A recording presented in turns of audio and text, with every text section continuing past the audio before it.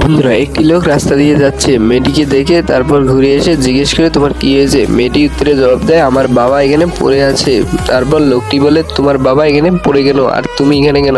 মেয়েটি বলে আমার বাবা মদ খেয়েছে আর আমার বাবাকে বাসায় নিয়ে যেতে হবে। এরপর লোকটি সুন্দরভাবে একটি গাড়িতে করে ওর বাবাকে বাসায় দিয়ে আসে।